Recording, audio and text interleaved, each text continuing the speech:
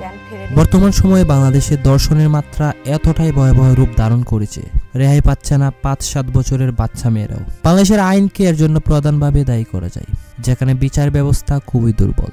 বিশ্বের এমন ৫টি দেশ রয়েছে যাদের দর্শনের বিচার ব্যবস্থা জানলে আপনি আঁতকে উঠতে বাধ্য হবেন। তাহলে চলুন জেনে নেওয়া যাক কোন ৫টি দেশ দর্শনের জন্য সর্বোচ্চ শাস্তি প্রদান করে।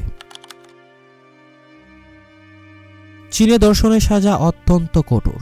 দর্শনের আসামিকে গ্রেপ্তারের সাথে সাথে কয়েক কার্যদিবসের মধ্যেই বিচার পরিচালনা করা হয় এবং অপরাধ প্রমাণিত হলে অবিলম্বে সবার সামনেই দর্শককে ফাঁসি দেওয়া হয়। বিশেষ করে শিশু দর্শন এবং গণদর্শনের মতো গুরুতর অপরাধের ক্ষেত্রে দ্রুত বিচার কার্যকর করে জনসম্মুখে মৃত্যুদণ্ড দেওয়া হয়।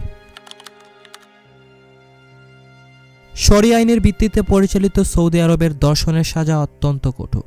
ইসলামী এই দেশটিতে দর্শনের জন্য মৃত্যুদণ্ড সর্বনিম্ন শাস্তি। শুধুমাত্র তাই নয়, সৌদি আরবে দর্শনের শাস্তি হিসেবে জনসম্মুখে শিরচ্ছেদ করেও শাস্তি কার্যকর করা হয়।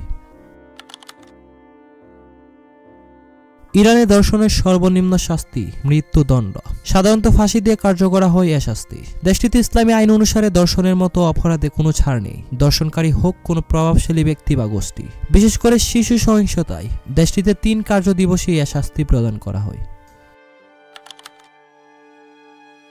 2012 সালে দিল্লিতে গণধর্ষণের ঘটনার পর দর্শন বিরুদ্ধে আইন পাস করা হয় এবং এ আইনে আরও কঠোর হয় ভারতের দর্শনের শাস্তি। বর্তমানে 12 বছরের কম বয়সী শিশুদের দর্শনের ক্ষেত্রে কোনো ধরনের ছাড় না দিয়ে অবিলম্বে মৃত্যুদণ্ড কার্যকর করা হয় দেশটিতে। অর্থাৎ শিশু গণধর্ষণের সর্বনিম্ন শাস্তি মৃত্যুদণ্ড। উত্তর কোরিয়ায় দর্শনের শাস্তি অত্যন্ত কঠোর এবং ভয়াবহ।